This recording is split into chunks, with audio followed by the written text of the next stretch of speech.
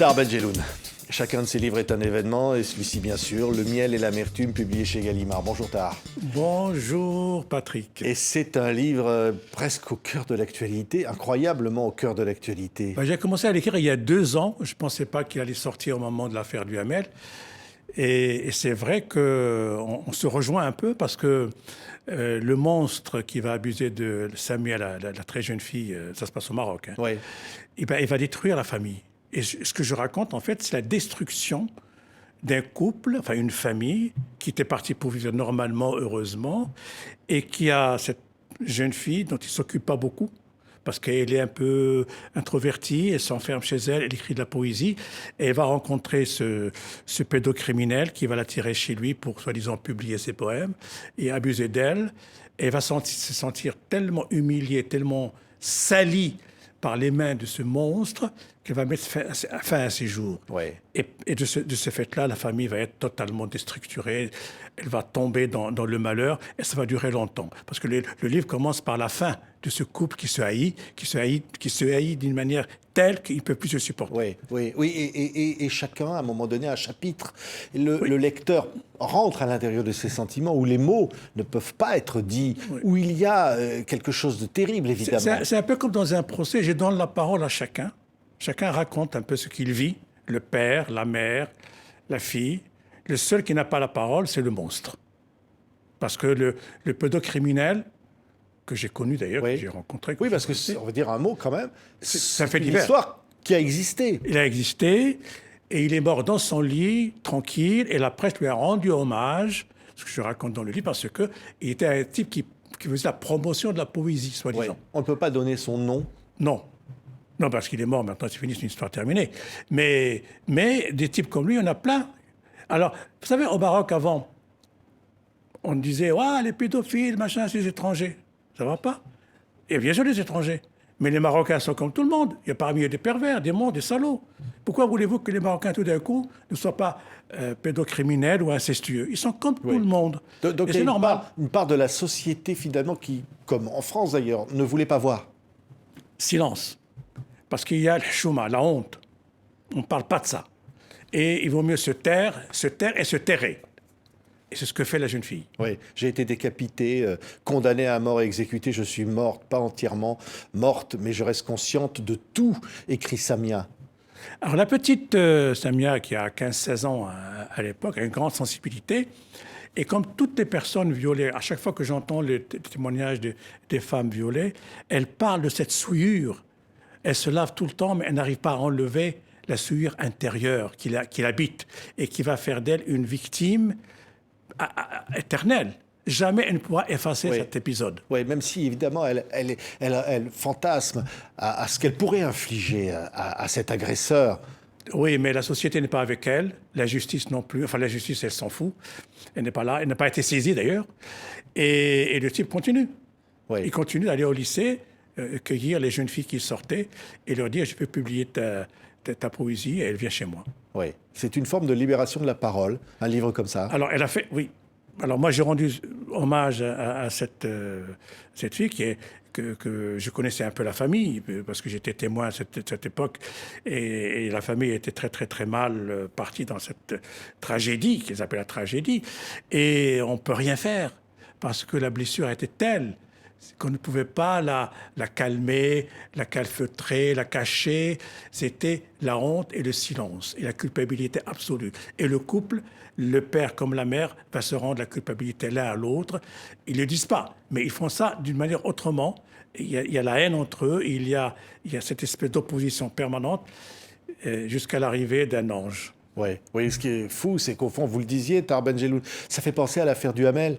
Parce qu'au fond, La Familia Grande, c'est le livre de Camille Kouchner. C'est aussi la famille, c'est aussi la sœur qui dénonce on voit très bien ce qu'a subi son frère jumeau. Comment la famille qui se retrouvait dans cette ville-là, finalement, a été détruite d'une certaine manière. Je ne connais pas les détails, mais je ne pense pas que le fils, qui n'a pas pris la parole, c'est sa sœur qui parle, je ne pense pas qu'il soit... paisible dans sa vie. Je pense qu'il est traversé par cette situation et par ce drame. Je pense aussi à Marie-France Pizier, qui s'est suicidé d'une façon terrible. On ne sait pas pourquoi, on n'a jamais su Vous avez d'ailleurs. connu Marie-France Pizier, bien connu Marie-France Pizier. Je l'ai connu, on était ensemble dans un jury de cinéma à Biarritz il y a très longtemps. On avait beaucoup sympathisé, on a passé 10 jours ensemble, on a beaucoup parlé. Mais à l'époque, 6 mois après, elle s'était suicidée. Oui, on dit qu'elle n'a pas supporté ce terrible secret, qu'elle voulait d'ailleurs le raconter et qu'elle voulait témoigner de cette horreur. Mais vous savez, quand on parle je dis toujours pédocriminalité, pas pédophilie, parce que aimer les enfants, j'aime mes enfants, ça ne veut pas dire que j'abuse d'eux, mais pédocriminalité, c'est-à-dire on s'approche des enfants pour commettre un crime, c'est ça. C'est ça ce que fait Le Monstre dans mon bouquin. Et quand on commet ce crime, ce qu'on ne sait peut-être pas, ou que le lecteur va savoir en lisant mon bouquin, c'est qu'en fait, il tue en même temps d'autres personnes. Il porte atteinte à toute une tribu, toute une famille, tous ceux qui sont proches de la victime première. Et la victime première, c'est la jeune fille, et après tout l'entourage. Oui, oui. Et alors dans l'affaire Duhamel, c'est tentaculaire dans cette famille. On n'a pas toutes les informations sur l'affaire Duhamel. Là, on a toutes les informations. On sait qui a fait quoi. Oui. On sait comment les parents ont finit avalé. Toujours par savoir, au fond. Dans le cas présent, ça s'est su, mais avec en dessous, quoi. Ça n'a pas éclaté en plein jour. Le gars n'a pas été inquiété. Le type a continué à aller au bord du lycée ou du collège, abuser, enfin, et essayer de ramasser les innocents. Le Kenzir. Hein, le Kenzir. Le Kenzir. Donc ça veut dire quoi? C'est un porc c'est la charogne du porc. Ouais. C'est non seulement un porc, évidemment chez les musulmans comme chez les juifs, c'est très un animal très très maudit, mais en même temps c'est sa charogne, c'est-à-dire que c'est la puanteur multipliée par X, c'est-à-dire c'est énorme. Et cette puanteur va contaminer la jeune fille. Elle contamine tous ceux qui la touchent. Mais quand vous disiez à l'instant Marie-France Pizier s'est suicidée, je précise que l'enquête n'a pas déterminé de quoi était morte Marie-France Pizier dans cette piscine enferrée dans une chaise en fer forgé au fond de l'eau. Mais dans le roman... Mais que ça peut être un accident. Mais dans le roman, le suicide de Samia est bien clair. Elle dit pourquoi elle s'en va. Pas parce qu'elle en a marre de la vie. Elle aime la vie. Mais la vie a été arrachée. Elle a été déjà tuée, en quelque sorte, par le pédocriminel. Et elle raconte son viol. Alors, évidemment, c'est des pages terribles.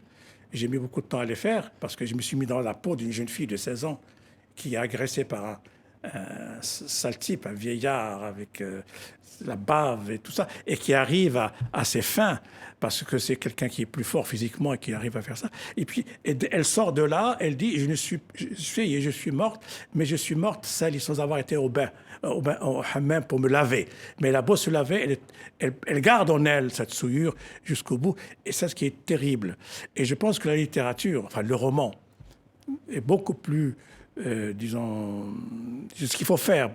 Un roman, une histoire, une fiction qui part d'un fait divers qui a résisté, c'est plus fort qu'un simple document. Le document, il donne des éléments, mais le lecteur ne s'identifie pas. Il dit, oui, c'est arrivé à quelqu'un d'autre, ça n'arrive qu'aux autres. Mais en lisant un roman, on se dit, ça pourrait arriver à ma petite fille, ça peut arriver à un petit enfant. Et ça, on est dans la littérature qui devient... une transmission pour le lecteur. Oui, oui. Et on se dit aussi qu'à travers ce crime, le pédocriminel en commet d'autres crimes, parce qu'il y a toute la famille derrière. Alors, il en commet d'autres. Alors, il faut dire une chose, ça s'est passé dans les années 70, moi j'ai mis le roman dans les années 90-2000, mais entre-temps, heureusement, il y a une association formidable qui s'appelle « Touche pas à mon enfant », qui s'est constituée par des parents, enfin surtout des femmes, dont les enfants étaient abusés, et qui militent d'une façon formidable contre la pédocriminalité au Maroc. Et ça ne touche pas que les étrangers. Je dis encore une fois, la pédocriminalité existe partout. C'est une chose qui malheureusement... Ça touche l'humanité. Et donc, cette association, elle lutte. Maintenant, la presse en parle. Il y a des procès, il y a des condamnations. Et ça, c'est déjà un progrès énorme. C'est depuis l'arrivée de Mohamed VI qui a évidemment donné la possibilité à toute cette association d'exister et de travailler pour militer contre ce fléau terrible. Oui, oui. Et alors, la littérature, plus largement, il y a une prise de conscience, parce qu'on pense à Gabriel Maznef, récompensé parfois par des prix littéraires, par le prix Goncourt d'ailleurs. pas par vous. Il risque pas. Mais oui. Il risque pas. Non. Alors ça, c'est une histoire terrible. Moi, je me souviens de l'époque où Gabriel Matzneff faisait des piges au Monde. C'était un de mes collègues, parce que moi je travaillais à ce journal. Et à l'époque, il racontait un petit peu ses aventures. Et moi, j'étais horrifié. Et je passais pour un rétrograde.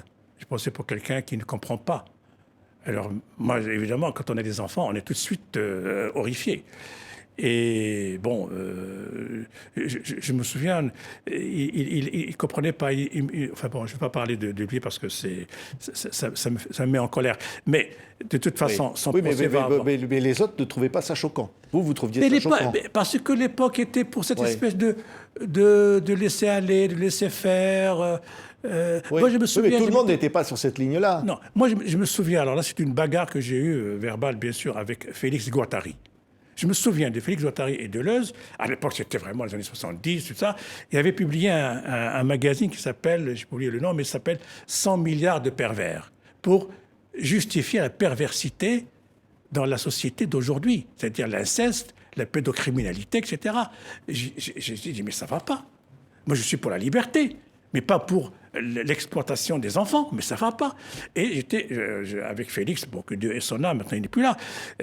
On s'est complètement séparés. À l'époque, je travaillais dans la psychiatrie, et j'étais très proche de Deleuze et tout ça, mais finalement, je me suis dit, ils s'en foutent, parce que moi, je suis venu du Maroc.